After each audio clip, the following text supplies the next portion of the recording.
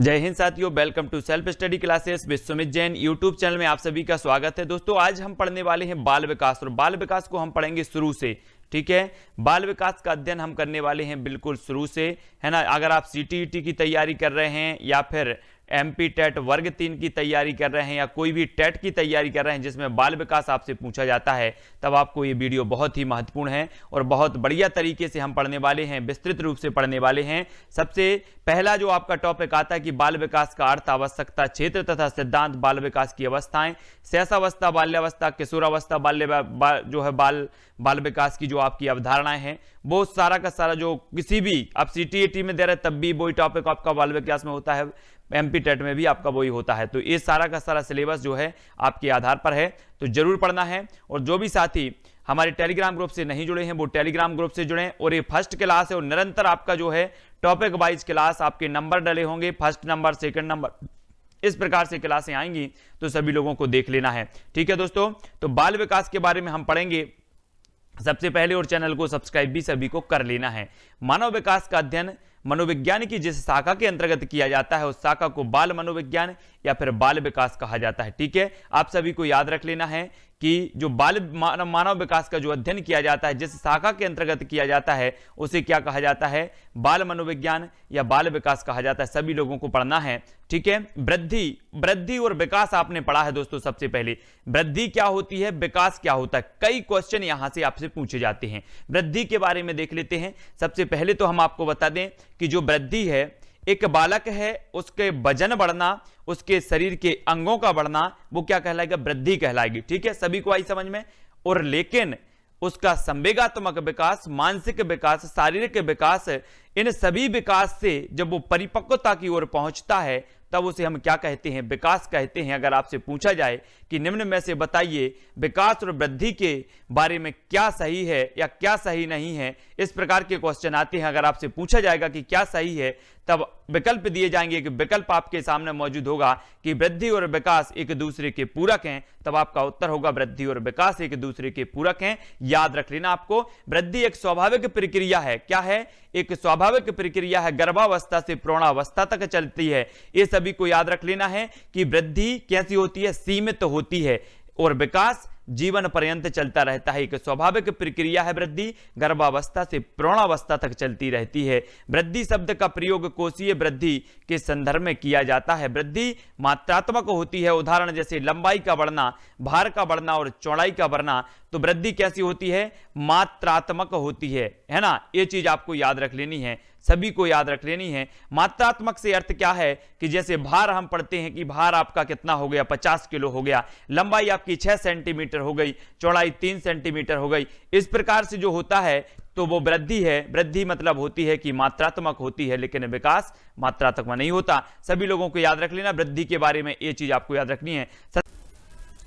दोस्तों अगर आप एमपीपीएससी और व्यापम से संबंधित किसी भी एग्जाम की तैयारी कर रहे हैं तो अनअकैडमी ऐप आप इंस्टॉल कर सकते हैं। नीचे दी डिस्क्रिप्शन में लिंक है, ठीक है, उससे आप अनअकैडमी ऐप डाउनलोड कर सकते हैं, इंस्टॉल कर सकते हैं। यहाँ पर दोस्तों आपके लिए बहुत सारे फायदे हैं। देख लेते हैं कौन कौन से फायदे। जब आप अनअकैडमी ऐप है दोस्तों क्या करते हैं? इंस्टॉल करते हैं यहाँ से, तो यहाँ पर आपको अनअकैडमी ऐप में लॉग इन करना है। साथ ही दोस्तों यहाँ पर आपको ईमेल और फोन के माध्यम से दोस्तों आपको जब इस ऐप में आप पहुंच जाएंगे तो आप अपना गोल, यानी कि आप किस एग्जाम की तैयारी कर रहे हैं, एमपीपीएससी व्यापम, आप यहां पर चयन करेंगे, जहां पर आपको फ्री लाइव क्लासेस भी उपलब्ध होती हैं। और साथियों बात करें कि यहां पर फ्री लाइव क्लास और डेमो क्लास भी आपके लिए उपलब्ध है, तो इन क्लासों को भी आप देख सकते हैं। आपके डाउट भी यहां पर क्लियर किए जाते हैं। साथ ही यहां पर आपको लाइव क्लास भी मिलती है। फ्री लाइव क्लास में दोस्तों आपको ऑनलाइन लाइव क्लास मिलेगी, साथ ही आपके लिए टेस्ट भी मिलेगा, और टेस्ट में आपका स्कोर कार्ड भी बताया जाएगा, है ना। और साथ ही दोस्तों आपका पूरा पेपर का एनालिसिस भी किया जाएगा और आपके डाउट भी क्लियर यहां पर किए जाएंगे। ठीक है, अब बात करें दोस्तों यहां की कि जो भी आप टेस्ट देते हैं उस टेस्ट से संबंधी अगर कोई आपको डाउट लगता है तो आप टॉप एजुकेटर के द्वारा दोस्तों चैट कर सकते हैं और डाउट का सॉल्यूशन पा सकते हैं। साथ ही यहां पर आपको दोस्तों पीडीएफ भी मिलेंगी, आपको पीडीएफ भी डाउनलोड करेंगे और ये बिल्कुल पीडीएफ बिल्कुल फ्री में मिलेंगी आपको। ठीक है, तो आपको ऐप को क्या करना है? इंस्टॉल करना है। और दोस्तों यहां पर अगर बात करें तो यहां पर जो भी आप टेस्ट देते हैं जो भी आप टेस्ट दे रहे हैं इसका दोस्तों स्कोर कार्ड आपके सामने मिलेगा कि आपको कितने नंबर इसमें प्राप्त हुए हैं। और उस नंबर पर दोस्तों आपको कोई डाउट लगता है तो इसमें लाइव क्लास के माध्यम से आपका क्या किया जाएगा, एनालिसिस किया जाएगा कि किस प्रकार से आपने प्रश्न का जवाब दिया था। ठीक है, तो ये भी याद रख लेना। और मॉक टेस्ट भी यहां पर आपको फ्री में है, कितने सारे, बहुत सारे एमपीपीएससी, पुलिस, जेल प्रहरी सभी के लिए मॉक टेस्ट फ्री में भी उपलब्ध हैं, एमपीएसआई एग्जाम के लिए। दोस्तों अब बात करते हैं फ्री क्लास और प्लस क्लास। प्लस क्लास यानी कि इसमें सब्सक्रिप्शन आपको लेना पड़ता है।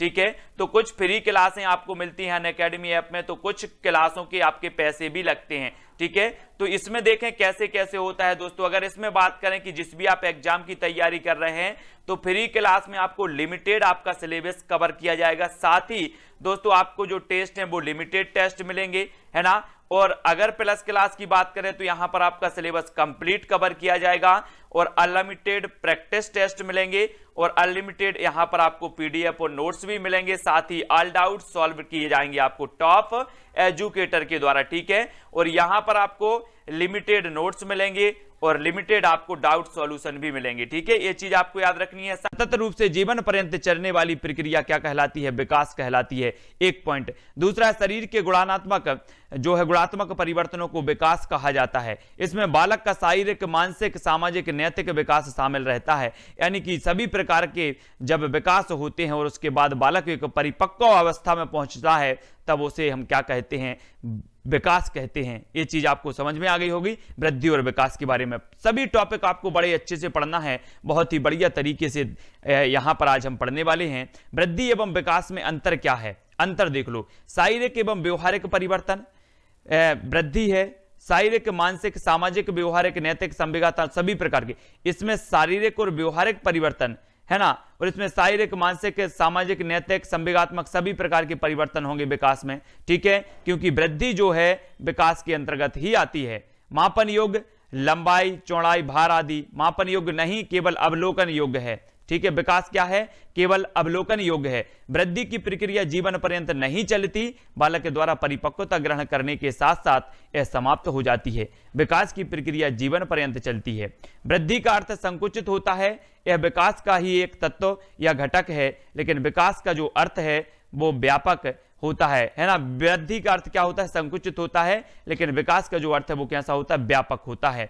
वृद्धि के फलस्वरूप होने वाले परिवर्तन स्पष्टतः दिखाई देते हैं, लेकिन विकास के फलस्वरूप होने वाले परिवर्तन स्पष्टतः दिखाई नहीं देते। ये चीज भी आपको याद रख लेनी है। ये हमारे विकास और वृद्धि से संबंधित जो अपने भेद हैं, जो तुलनात्मक अध्ययन है, जो अंतर है, वो हमने यहां पर देखा। नेक्स्ट देखेंगे कि वृद्धि में व्यक्ति भेद होते हैं। वृद्धि में क्या होता है, वृद्धि में आपको देखना है, वृद्धि में व्यक्ति भेद होते हैं, है ना। प्रत्येक बालक की वृद्धि समान नहीं होती। विकास में समानता पाई जाती है, किंतु इसकी दर, सीमा आदि में अंतर होता है। ठीक है, तो ये वृद्धि और विकास के बारे में हमने देख लिया। विकास के सिद्धांत देखो जो महत्वपूर्ण है वो चीज हम यहां पर पढ़ रहे हैं। वृद्धि तथा विकास का सिद्धांत गैरिसन के अनुसार जब बालक विकास की एक अवस्था से दूसरी अवस्था में प्रवेश करता है तब हम उसमें कुछ परिवर्तन देखते हैं।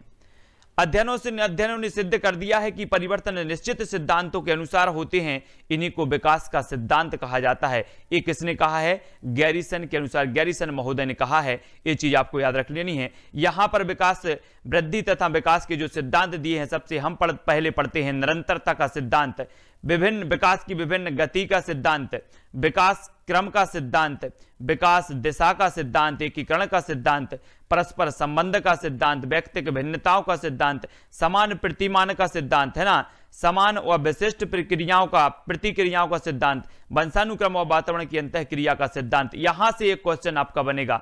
एक क्वेश्चन क्या बनेगा, निम्न में से बताइए कौन सा विकास का सिद्धांत नहीं है। तब आपको ये पूरे के पूरे जो सिद्धांत है वो याद होनी चाहिए। आपको विकल्प दे दिया जाएगा, निरंतरता का सिद्धांत, विकास की विभिन्न गति का सिद्धांत, और दो विकल्प और अन्य दिए जाएंगे। तब आपको ये जो अपने सिद्धांत है वृद्धि तथा विकास के, उनको याद रखने की जरूरत है। ठीक है, नेक्स्ट देख लेते हैं विकास के सिद्धांत विशेषताएं। निरंतरता का सिद्धांत इसमें देखेंगे सबसे पहले। इस सिद्धांत के अनुसार विकास की प्रक्रिया विराम गति से निरंतर चलती रहती है। सभी को पता है निरंतरता का सिद्धांत हो गया। ठीक है, विकास की विभिन्न गति का सिद्धांत, तो इस सिद्धांत के अनुसार भिन्न भिन्न व्यक्तियों के विकास की गति एवं दशा भिन्न भिन्न होती है, ये सभी को पता है। सभी को पता है एक व्यक्ति ये है, एक व्यक्ति ये व्यक्ति, इन सभी व्यक्तियों के जो भिन्न भिन्न व्यक्ति हैं, सभी के विकास, सभी की जो गति होगी वो कैसी होगी, भिन्न भिन्न होगी। सभी लोगों को पता है विकास क्रम का सिद्धांत। देखो इस सिद्धांत के अनुसार बालक का गामक और भाषा संबंधी आदि विकास एक निश्चित क्रम में होता है, ये सभी को याद रख लेना है। एक मानसिक जो विकास इसका होता है, भाषा संबंधी जो विकास होता है इसका एक निश्चित क्रम में होता है, मतलब विकास क्रम का सिद्धांत ये कहता है। ठीक है, और भी सिद्धांत देख लेते हैं जो महत्वपूर्ण है आपके सिद्धांत, उनके बारे में देखेंगे, है ना। अब आपको बताना है विकास का सिद्धांत या मस्तकाधोमुखी क्रम का सिद्धांत। तो इस सिद्धांत के अनुसार बालक का विकास सिर से पैर की दिशा में होता है। ये मोस्ट इंपॉर्टेंट है, कई बार पूछा गया है कि जो बालक का विकास होता है वो कैसे होता है, सिर से पैर की दिशा में होता है। ठीक है, अगर आपसे पूछा जाएगा कि किस सिद्धांत के अनुसार बालक का विकास सिर से पैर की दिशा में होता है, तब आपका उत्तर क्या होगा, विकास दिशा का सिद्धांत या मस्तकाधोमुखी क्रम का सिद्धांत से संबंधित है कथन। ऐसे भी क्वेश्चन आपसे पूछे जाते हैं। ठीक है, एकीकरण का सिद्धांत। इस सिद्धांत के अनुसार बालक पहले संपूर्ण अंग को और फिर अंग के भागों को चलाना सीखता है, उसके बाद वह उन भागों में एकीकरण करना सीखता है ना। ये किसका है, एकीकरण का सिद्धांत के अंतर्गत आता है। नेक्स्ट है परस्पर संबंध का सिद्धांत। इस सिद्धांत के अनुसार बालक के शारीरिक, मानसिक, संवेगात्मक आदि पहलुओं के विकास में परस्पर संबंध होता है। ठीक है, कौन कौन से, शारीरिक, मानसिक और संवेगात्मक, इन सभी पहलुओं में परस्पर संबंध होता है, यानी कि परस्पर संबंध का सिद्धांत। ठीक है, इस सिद्धांत के अनुसार व्यक्तिगत भिन्नताओं का सिद्धांत। इस सिद्धांत के अनुसार प्रत्येक बालक और बालिका के विकास में व्यक्तिगत भिन्नता देखी जाती है, और ये जो सिद्धांत किस सिद्धांत के अनुसार है, तो व्यक्तिगत भिन्नता के सिद्धांत। सभी लोगों को पता है कि प्रत्येक बालक भिन्न होता है, उसका विकास भिन्न प्रकार से होता है, चाहे बालिका हो या बालक हो, अलग अलग प्रकार से सभी के जो है विकास होते हैं, भिन्न प्रकार से सभी के विकास होते हैं। सामान्य प्रतिमान का सिद्धांत। इस सिद्धांत के अनुसार प्रत्येक जाति, चाहे वह पशु हो या मनुष्य हो, अपनी जाति के अनुरूप विकास के प्रतिमान का अनुसरण करती है। बिल्कुल सही है ना। यानी कि जो जाति है, मानव जाति है, तो उस जाति के अनुसार विकास की जो है अनुरूपण, विकास के प्रतिमान का अनुसरण करेगी। पशु जाति है, जैसे कुत्ता है, तो अपनी जाति के अनुसार जो है विकास के प्रतिमान का अनुसरण करेगी। तो अलग अलग जाति जो भी होती हैं, चाहे जानवर की हो चाहे मनुष्य की हो, वो अपनी जाति के जो है प्रतिमान का अनुसरण करती हुई उनका विकास होता है। सामान्य व विशिष्ट प्रतिक्रियाओं का सिद्धांत, इसको देखेंगे। इस सिद्धांत के अनुसार नवजात शिशु अपने शरीर के किसी एक अंग का संचालन करने से पूर्व अपने शरीर का संचालन करता है। सामान्य व विशिष्ट प्रतिक्रियाओं का सिद्धांत। तो इस सिद्धांत के अनुसार क्या कहा गया है कि एक नवजात शिशु है, अपने शरीर के किसी एक अंग का संचालन करने से पूर्व अपने शरीर का संचालन करता है। ये क्या है, सामान्य व विशिष्ट प्रतिक्रियाओं का सिद्धांत। नेक्स्ट, वंशानुक्रम व जो है वातावरण की अंतःक्रिया का सिद्धांत। तो इस सिद्धांत के अनुसार बालक का विकास वंशानुक्रम व वातावरण की अंतःक्रिया का परिणाम होता है। ये कौन सा सिद्धांत कह रहा है, वंशानुक्रम और वातावरण की अंतःक्रिया का सिद्धांत। ठीक है, इसके बारे में अच्छे से देखना है। नेक्स्ट जो हमारा है वो क्या है, बाल विकास की अवस्थाएं। जी हाँ दोस्तों, बाल विकास की अवस्थाएं सभी को पता है, अलग अलग विद्वानों ने अलग अलग प्रकार से मानी है। यहाँ पहले हम बाल विकास की अवस्थाएं पढ़ेंगे, और जो सर्वश्रेष्ठ मानी है वो भी बाद में हम इनको पढ़ेंगे। सबसे पहले देखो, शैशवावस्था जन्म से 2 वर्ष, प्रारंभिक बाल्यावस्था 2 से 5 वर्ष, है ना। मध्य बाल्यावस्था 6 से 12 वर्ष, और 6 से 10 वर्ष भी कुछ विद्वान मानते हैं, है ना। और पूर्व बाल्यावस्था बालिकाओं की जो है 6 से 10 वर्ष। तो ये अलग अलग जो है कोल के अनुसार है, ये किसके अनुसार है, कोल के अनुसार। ठीक है, तो ये विद्वान भी दिए हैं, इन्होंने क्या मानी है वो देख लेते हैं। ठीक है, तो पूर्व किशोरावस्था या उत्तर बाल्यावस्था 13 से 14 वर्ष, 11 से 12 वर्ष बालिकाओं की। प्रारंभिक किशोरावस्था 15 से 16 वर्ष और 12 से 14 वर्ष, ये प्रारंभिक किशोरावस्था बालक बालिकाओं की सबकी अवस्थाएं अलग अलग बांटी हैं। अगर आपसे पूछा जाएगा कि बालक और बालिकाओं की विकास की अवस्थाएं अलग अलग किसने बांटी हैं, तब आपका उत्तर होगा कोल महोदय ने। ठीक है, तो यहां से हम सभी को पढ़ना है, बहुत अच्छे तरीके से इन अवस्थाओं को, इनके बारे में सभी को सीखना है ना। मध्य किशोरावस्था इन्होंने बालक की 17 से 18 वर्ष मानी है और बालिकाओं की 15 से 17 वर्ष मानी है। उत्तर किशोरावस्था 19 से 20 वर्ष बालक की और 18 से 20 वर्ष बालिकाओं की। प्रारंभिक प्रौढ़ावस्था 21 से 34 वर्ष, ये सभी की है। मध्य प्रौढ़ावस्था 35 से 49 वर्ष, उत्तर प्रौढ़ावस्था 50 वर्ष से 64 वर्ष, प्रारंभिक वृद्धावस्था 65 वर्ष से 75 वर्ष और वृद्धावस्था 75 वर्ष से आगे। ये सारी की सारी जो अवस्थाएं हैं वो काल महोदय के अनुसार है। ठीक है, सभी को याद रखना है। हरलॉक के अनुसार देखो, हरलॉक के अनुसार जो है ये क्या बोल रहे हैं कि गर्भकालीन अवस्था, गर्भधान से जन्म तक, गर्भधान से जन्म तक गर्भकालीन अवस्था मानते हैं। शैशवावस्था, देखो अगर आपसे माना जाएगा कि हरलाक महोदय के अनुसार शैशवावस्था का जो काल माना जाता है वो क्या माना जाता है, तब आपको पता होनी चाहिए कि जन्म से 2 सप्ताह या 14 दिन तक शैशवावस्था माना जाता है। ये किसने कहा है? हरलाक ने। अगर आपसे एक क्वेश्चन ये पूछा जाए कि जन्म से 2 सप्ताह या 14 दिन तक की अवस्था हरलाक ने कौन सी अवस्था मानी है, तब आपका उत्तर होगा शैशवावस्था, है ना। यहां से कई प्रकार के प्रश्न पूछे जा सकते हैं। 2 सप्ताह के बाद से 2 वर्ष तक बचपना अवस्था बोल रहे हैं, 3 वर्ष से 6 वर्ष तक पूर्व बाल्यावस्था, 7वें वर्ष से 12 वर्ष तक उत्तर बाल्यावस्था। अब दोस्तों आप लोग क्या पढ़ लेते हो? सीधे सीधे पढ़ लेते हो कि ये गर्भावस्था है, शैशवावस्था है, ये बाल्यावस्था है, किशोरावस्था, इनका काल ए है।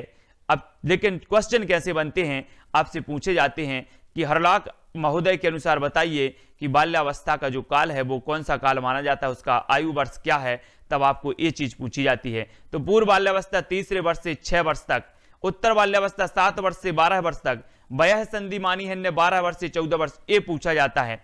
कई बार पूछा गया है कि हरलाक महोदय ने वयः संधि का जो काल माना है वो क्या माना है, तब आपका उत्तर होगा 12 वर्ष से 14 वर्ष तक। ठीक है, सभी को याद रख लेना है। पूर्व किशोरावस्था 13 वर्ष से 17 वर्ष तक और उत्तर किशोरावस्था 18 वर्ष से 21 वर्ष तक, प्रौढ़ावस्था 21 वर्ष से 40 वर्ष तक ये मानी जाती है। मध्यावस्था 41 वर्ष से 60 वर्ष तक का समय और वृद्धावस्था 60 के ऊपर का समय माना जाता है। तो ये सारी की सारी जो है आपको याद रख लेनी है, हरलाक महोदय की कई बार पूछी जाती है। ठीक है, हाँ, यहां पर देखेंगे हम सामान्य रूप से मानव विकास को 5 अवस्थाओं में बांटा गया है। सामान्य रूप से अगर बात करें तो सबसे पहले आता है गर्भावस्था। गर्भावस्था यानी गर्भधान से जन्म तक की अवस्था को क्या कहेंगे? गर्भावस्था कहेंगे। फिर शैशवावस्था, जन्म से 5 वर्ष तक की जो अवस्था है वो शैशवावस्था कहलाती है। और बाल्यावस्था 6 से 12 वर्ष तक की अवस्था बाल्यावस्था, 13 से 18 वर्ष की अवस्था किशोरावस्था और प्रौढ़ावस्था 19 वर्ष के बाद से अधिक जो है वो प्रौढ़ावस्था है। तो ये सारी की सारी अवस्थाएं जो सर्वमान्य अवस्थाएं मानी जाती हैं वो अवस्थाएं हैं, तो ये सभी को याद रख लेनी है। ठीक है, और देख लेते हैं और महत्वपूर्ण टॉपिक, बहुत ही महत्वपूर्ण है, विस्तृत रूप से अध्ययन है ना। विकास के पक्ष शारीरिक विकास, मानसिक, सामाजिक, संवेगात्मक और नैतिक, ये सभी विकास के पक्ष होते हैं। ठीक है, वृद्धि एवं विकास को प्रभावित करने वाले कारक, वृद्धि एवं विकास को प्रभावित करने वाले कारक कौन कौन से हैं? देखो वो देखो, सबसे पहले तो वंशानुक्रम बिल्कुल करता है वृद्धि एवं विकास को, पौष्टिक भोजन भी करता है, शुद्ध हवा तथा प्रकाश भी करता है, यौन विभेद करता है ना। बालक बालिकाओं के यौन जो विभेद होते हैं वो विकास को प्रभावित करते हैं। वृद्धि बुद्धि भी करती है। ठीक है, अंतःस्त्रावी ग्रंथियां भी विकास को प्रभावित करती हैं। रोग तथा चोट भी करते हैं, पारिवारिक परिस्थितियां और संस्कृति भी करती हैं। तब आपसे यहां से क्वेश्चन पूछा जाएगा, निम्न में से बताइए कौन सा विकास को प्रभावित करने वाला कारक नहीं है। तब आपको ये कारक अगर पता है तो आप सही उत्तर लगाओगे, या फिर पूछ लिया जाएगा कि है तो आपको पता होनी चाहिए कि वृद्धि एवं विकास को प्रभावित करने वाले कारक कौन कौन से हैं। तो ये सारे के सारे कारक आपको याद रखना है। ठीक है, गर्भावस्था या प्रसव पूर्व अवस्था के बारे में देखेंगे, इसके बारे में देख लेते हैं। गर्भावस्था की विशेषताएं, गर्भाधान से जन्म पूर्व तक की अवस्था जो कहलाती है वो क्या कहलाती है? गर्भावस्था कहलाती है। अवधि 40 सप्ताह से 9 महीने 10 दिन तक ये जो है अवधि होती है। अगर आपसे पूछा जाएगा गर्भावस्था की जो अवधि होती है तो वो क्या होती है? 40 सप्ताह या 9 महीने 10 दिन तक। ठीक है, ये चीज याद रखनी है। विकास शिशु के शरीर में उपावस्था देख लेते हैं हम यहां पर। तो यहां पर एक है डिम्यावस्था, गर्भाधान, पिंडावस्था, भ्रूणावस्था, है ना। और तो ये 3 होती हैं, उपावस्थाएं होती हैं। एक तो है डिम्यावस्था, गर्भाधान 2 सप्ताह तक, है ना। और पिंडावस्था 3रे सप्ताह से 8वें सप्ताह तक। भ्रूणावस्था गर्भावस्था जो है 8वें सप्ताह से जन्म तक।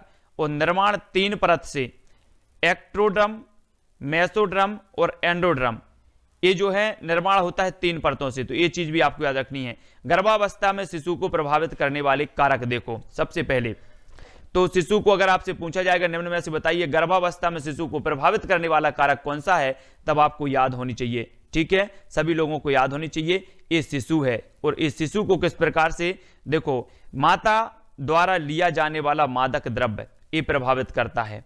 ठीक है, संक्रमण प्रभावित करता है, HIV प्रभावित करता है, विकीकरण तथा प्रदूषण, है ना, हॉर्पस और रूबेला, ये सभी क्या करते हैं? गर्भावस्था में शिशु को प्रभावित करते हैं। तो इस प्रकार से ये शिशु है और चार तरफ से प्रभावित करने वाले आपके कारक दिख रहे हैं, तो ये सभी कारक हैं, इनको सभी को याद रखना है। ठीक है, अगला देख लेते हैं। अगला जो हमारा टॉपिक है वो क्या है, सभी को इसी प्रकार से बहुत बढ़िया तरीके से अध्ययन करना है, ये मोस्ट इंपॉर्टेंट है। बात करते हैं शैशवावस्था की।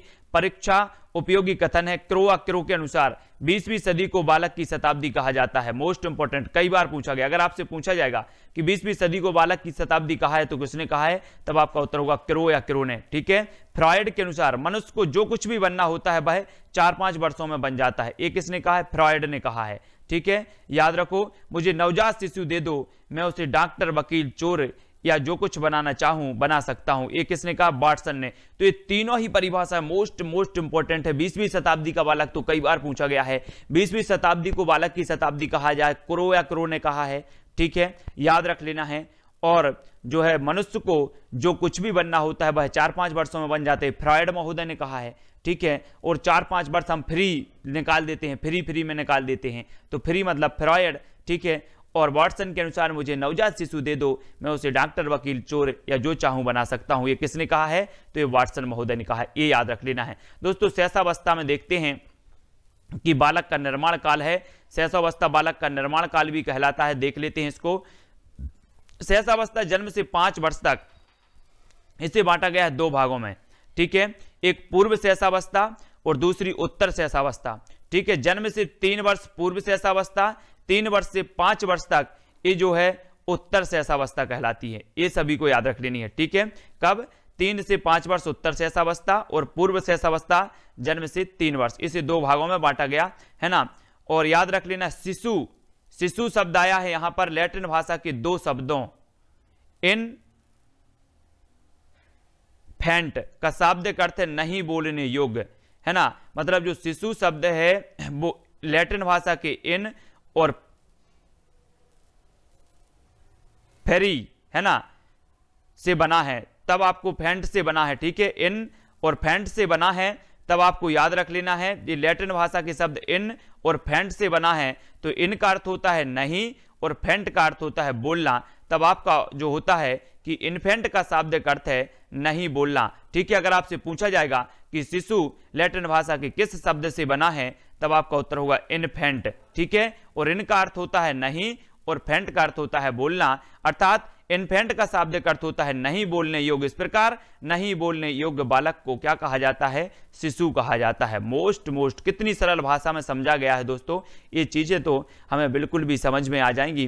शैशवावस्था की मुख्य विशेषताएं हैं तो क्या हैं, शैशवावस्था की मुख्य विशेषताएं देखो दोस्तों, बहुत ही महत्वपूर्ण है। ये आपकी शैशवावस्था है और ये सारी की सारी विशेषता हैं। मूल प्रवृत्तियों पर व्यवहार आधारित, है ना, मूल प्रवृत्तियों पर आधारित व्यवहार, सामाजिक भावना का विकास। यहां पर मूल प्रवृत्तियां देखो, जो मूल प्रवृत्तियां होती हैं वो हम मानते ना कि मूल प्रवृत्तियां जन्म से ही, मतलब जो जन्म से प्राप्त होने मूल प्रवृत्तियां कहा जाती हैं। तो शैशवावस्था में सबसे पहली जो आपकी विशेषता मानी जाती है मूल प्रवृत्तियों पर आधारित व्यवहार, बिल्कुल सही है। सामाजिक भावना का विकास, है ना, शैशवावस्था में होता है। दूसरे बालकों में रुचि या अरुचि शैशवावस्था में होती है। संवेगों का प्रदर्शन भी शैशवावस्था में होता है। अनुकरण द्वारा सीखने की प्रवृत्ति शैशवावस्था में होती है। कल्पना की सजीवता भी होती है। काम प्रवृत्ति की भावना होती है और अपरिपक्वता ये भी शैशवावस्था में होती है। तो ये सारी की सारी शैशवावस्था की ये क्या है, ये सारी विशेषता है। शारीरिक विकास में तीव्रता होती है, मानसिक क्रियाओं में तीव्रता होती है, सीखने में तीव्रता होती है, दोहराने की प्रवृत्ति होती है, जिज्ञासा की प्रवृत्ति होती है, दूसरों पर निर्भरता, आत्म प्रेम की भावना होती है और नैतिकता का अभाव होता है। तो ये सारी की सारी विशेषताएं आपको रट लेनी है दोस्तों। आपसे पूछी जाती कई बार विशेषताओं से ही अनेकों बार प्रश्न बनते हैं। ठीक है, तो आपसे पूछी जाती हैं ये विशेषताएं, तो सभी को रट लेना है ना। देख लेते हैं अगला हमारा टॉपिक क्या है। यहां पर शैशवावस्था पढ़ ली है हमने। शैशवावस्था में शिक्षा का स्वरूप और देख लो। शैशवावस्था उचित वातावरण की उपलब्धता, है ना, शिक्षा का स्वरूप क्या है वो देख लेते हैं। तो उचित वातावरण की उपलब्धता, स्वस्थ पालन पोषण की व्यवस्था, है ना, स्नेहपूर्ण व्यवहार, जिज्ञासा की संतुष्टि, सामाजिक भावना का विकास, मानसिक क्रियाओं के लिए उचित अवसर और वार्तालाप के अवसर, है ना, आत्म प्रदर्शन के अवसर, अच्छी आदतों का निर्माण होता है, व्यक्तिगत विभेदों का ध्यान, क्रिया द्वारा सीखने की आदत का निर्माण होता है, चित्रों व कहानियों द्वारा शिक्षा, खेल द्वारा शिक्षा, मूल प्रवृत्तियों को प्रोत्साहन। तो ये शिक्षा का स्वरूप होता है शैशवावस्था में कि किस प्रकार से बालक सीखता है। ठीक है, और देख लेते हैं परीक्षा उपयोगी महत्वपूर्ण जो प्रश्न हैं जो आपसे पूछे जाते हैं वो क्या है कि जन्म से लेकर 5 वर्ष की आयु होती है तो वो शैशवावस्था होती है। सभी लोग याद रख लेना, कुछ विद्वान क्या कर देते हैं, जन्म से 6 वर्ष मान लेते हैं, जन्म से 6 वर्ष बोले बाल्यावस्था, फिर 6 से 12, तो 6 यहाँ आ गया जब, तो 6 यहाँ पर क्यों आ रहा है, तो 6 तो यहाँ कंप्लीट हो गया ना, तो 5 यहाँ पर कंप्लीट हुआ, 6 से 12 जो होगी बाल्यावस्था। तो जन्म से लेकर 5 वर्ष की आयु होती है शैशवावस्था। कुछ मनोवैज्ञानिकों के अनुसार शैशवावस्था 6 वर्ष भी है ना, ये चीज भी याद रखनी है। समाजीकरण की प्रक्रिया के प्रारंभ होने की अवस्था शैशवावस्था। आपसे पूछा जाएगा कि बालक का समाजीकरण किस अवस्था में होता है, तब आपका उत्तर होगा शैशवावस्था में। ठीक है, थार्नडाइक के विचार हैं 3 से 6 वर्ष तक का बच्चा अर्ध स्वप्नों में रहता है। ये कौन बोल रहे हैं, थार्नडाइक। अगर आपसे पूछा जाए कि 3 से 6 वर्ष तक का बच्चा अर्ध स्वप्नों में रहता है, ये किसने कहा है, तब आपका उत्तर होगा थार्नडाइक महोदय ने कहा है ना। एक नवजात शिशु का कद ऊंचाई होती है तो लगभग 51 सेंटीमीटर या 20 इंच औसत बता रहा है। तो ये चीज भी कई बार पूछी जाती है ना, कि एक नवजात शिशु का कद ऊंचाई, उस औसत कद ऊंचाई कितनी होती है, तब आपका उत्तर होगा लगभग 51 सेंटीमीटर या 20 इंच, है ना। एक नवजात शिशु का भार होता है तो 7 से 8 पौंड होता है। ये चीज भी आपको याद रख लेनी, एक नवजात शिशु का। कई बार यहां से क्वेश्चन आते ही हैं, शैशवावस्था को सीखने का आदर्श काल किसने कहा है, तो आपका उत्तर होगा वैलेंटाइन ने। सबसे तेज शारीरिक विकास होता है तो सबसे तेज शारीरिक विकास होता है शैशवावस्था में। व्यक्तित्व विकास की नींव पड़ती है तो ये पड़ती है शैशवावस्था में व्यक्तित्व विकास की। वीडियो को लाइक जरूर कर देना दोस्तों, यहाँ से पूरे के पूरे पार्ट आने वाले हैं और महत्वपूर्ण जो प्रश्न आपकी परीक्षा में पूछे जाते हैं उन पर हम चर्चा करेंगे। व्यक्तित्व विकास की नींव पड़ती है शैशवावस्था में। शैशवावस्था द्वारा जीवन का पूरा क्रम निश्चित होता है। कहा है तो किसने कहा है, ये जो कहा है दोस्तों, है ना, शैशवावस्था द्वारा जीवन का पूरा क्रम निश्चित होता है। ये महोदय इसका जो मिट गया है ना। मनुष्य को जो कुछ बनना होता है प्रारंभ के 4-5 वर्षों में बन जाता है, ये किसने कहा है, तब आपका उत्तर होता है सिगमंड फ्रायड ने। ठीक है, शैशवावस्था को बालक का कहा जाता है, क्या कहा जाता है, निर्माण काल कहा जाता है। तो ये सारी की सारी चीजें आपको याद रख लेनी। इतने सारे जो फैक्ट हैं, इतने सारे क्वेश्चन आपके शैशवावस्था से पूछे जाते हैं, तो ये सारे के सारे क्वेश्चन आपको याद रख लेने हैं शैशवावस्था से। ठीक है, देख लेते हैं दोस्तों बाल्यावस्था, जीवन का अनोखा काल बाल्यावस्था, है ना। कोल व ब्रूस के अनुसार बाल्यावस्था जीवन का अनोखा काल है। अगर आपसे पूछा जाएगा कि बाल्यावस्था जीवन का अनोखा काल ये किसने कहा है, तब आपका उत्तर होगा कोल या ब्रूस ने। माता पिता के लिए बाल विकास की इस अवस्था को समझना कठिन है। ठीक है, हाँ याद रख लेना है, कोल या ब्रूस ने कहा है जीवन का अनोखा काल। रॉस के अनुसार रॉस ने बाल्यावस्था को मिथ्या परिपक्वता का काल बताते हुए कहा कि शारीरिक और मानसिक स्थिरता बाल्यावस्था की सबसे महत्वपूर्ण विशेषता होती है। तो आपको याद रख लेना है, एक किसने कहा, रॉस ने मिथ्या परिपक्वता का काल बताते हुए इन्होंने मिथ्या परिपक्वता का काल बताया है, किसे, बाल्यावस्था को। अगर आपसे क्वेश्चन बनेगा कि बाल्यावस्था को मिथ्या या परिपक्वता का काल बताया है तो किसने बनाया है, तो ये रॉस ने बताया है, क्योंकि इन्हें रॉस नहीं आया इसलिए इन्हें मिथ्या और परिपक्वता का काल बता दिया। तो ये चीज कई बार पूछी गई है तो हमें याद रख लेनी है। बात कर लेते हैं बाल्यावस्था, तो ये अवस्था 6 से 12 वर्ष तक की मानी जाती है। ये संचय काल है और परिपाक काल है, ये सभी को याद रख लेना है। ठीक है, संचय काल है और परिपाक काल है। संचय काल 6 से 9 वर्ष, परिपाक काल 9 से 12 वर्ष। इसके बारे में आप सभी को याद रख लेना है। और महत्वपूर्ण फैक्ट जो आपकी परीक्षाओं में आएंगे दोस्तों, उसके बारे में पढ़ेंगे। बाल्यावस्था की जो है प्रारंभिक विद्यालय की आयु इसे कहा जाता है, स्फूर्ति अवस्था इसे कहा जाता है, गंदी अवस्था इसे कहा जाता है, समूह की आयु इसे कहा जाता है, बालक का निर्माणकारी काल कहा जाता है। ये सारे फैक्ट आपको याद होनी चाहिए, मोस्ट इंपॉर्टेंट है। आपसे पूछा जाएगा कि जो है स्फूर्ति अवस्था किसे कहा जाता है, तो ये बाल्यावस्था की है। गंदी अवस्था किसे कहा जाता है, तो बाल्यावस्था को। समूह की आयु किसे कहा जाता है, तो बाल्यावस्था को। बालक का निर्माणकारी कार्य है तो ये बाल्यावस्था है। ये सारे के सारे फैक्ट आपके आते हैं दोस्तों।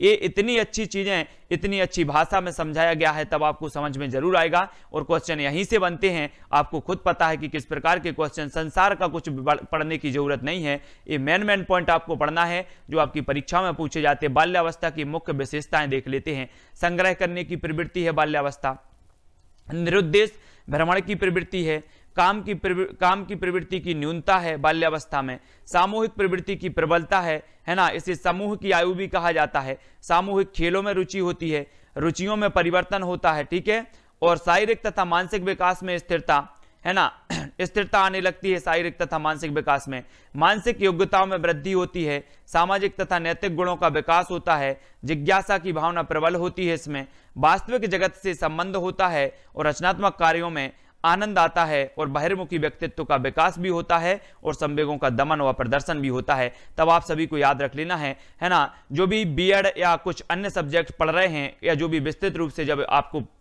लिखने को कहा जाता है और आप लिखते हो बाल्यावस्था की मुख्य विशेषताएं और इस प्रकार से पूरा टॉपिक बना के जब लिखते हो इस प्रकार से, तो इसके नंबर आपको पूरे के पूरे नंबर मिलते हैं। तब आपको देख लेना है ना, लिखने का एक तरीका है ना। बाल्यावस्था में शिक्षा का स्वरूप क्या है, तो बाल्यावस्था में देखो शारीरिक विकास पर बल दिया जाता है, बाल मनोविज्ञान पर आधारित शिक्षा, भाषा के ज्ञान पर बल दिया जाता है, खेल तथा क्रिया द्वारा शिक्षा दी जाती है, उपयुक्त विषयों का चुनाव होता है, इसमें रोचक पाठ्यक्रम, जिज्ञासा प्रवृत्ति की संतुष्टि, नैतिक शिक्षा, सामाजिक गुणों का विकास होता है, संचय प्रवृत्ति को प्रोत्साहन मिलता है, सामूहिक प्रवृत्ति की तुष्टि और मानसिक विकास पर बल, पर्यटन व स्काउटिंग की व्यवस्था, संवेगों के प्रदर्शन का अवसर और पाठ्यक्रम सहगामी क्रियाओं की व्यवस्था यहाँ पर होती है। ठीक है, तो ये सारी की सारी बाल्यावस्था में शिक्षा का स्वरूप है। अब दोस्तों हम बाल्यावस्था के बारे में पढ़ेंगे, परीक्षा उपयोगी महत्वपूर्ण तथ्य। ठीक है, इनके बारे में सभी को बताना है कि बाल्यावस्था की आयु होती है 6 से 12 वर्ष की आयु होती है। ठीक है,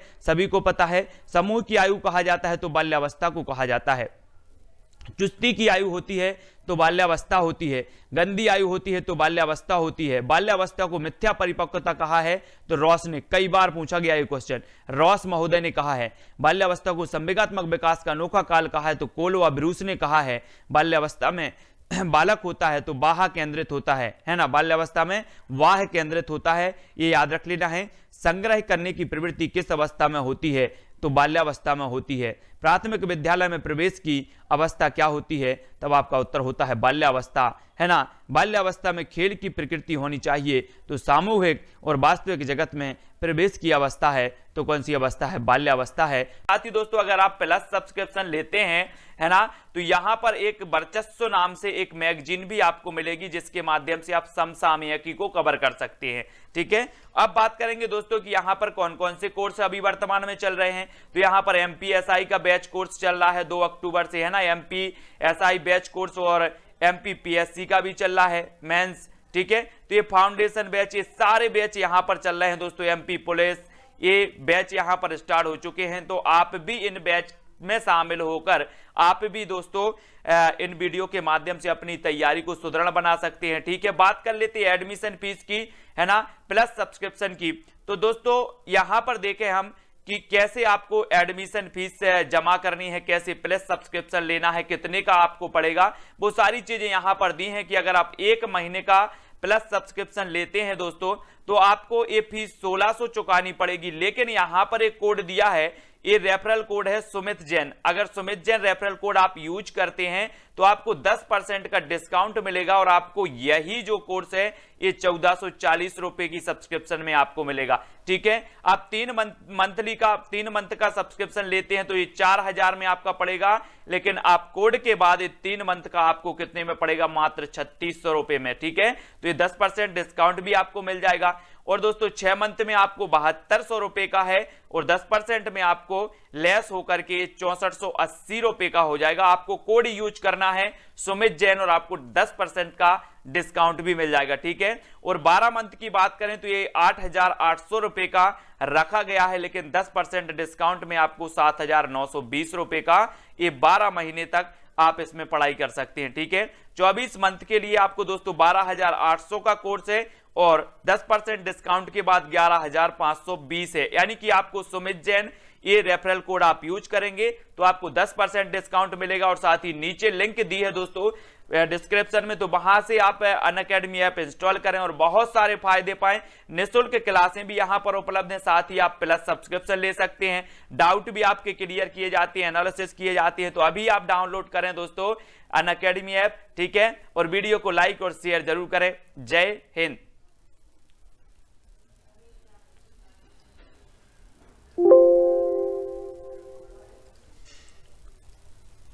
तो दोस्तों आज के हमारे पहले पॉइंट में हमने बाल्यावस्था, शैशवावस्था, गर्भावस्था, शैशवावस्था और बाल्यावस्था को पढ़ लिया।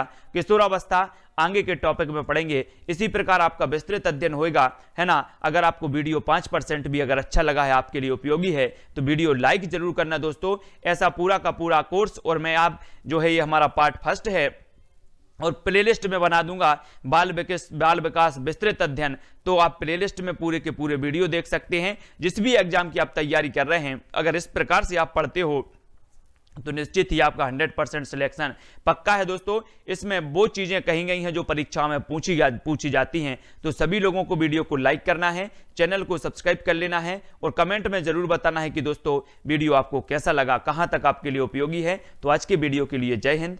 ठीक है, ओके।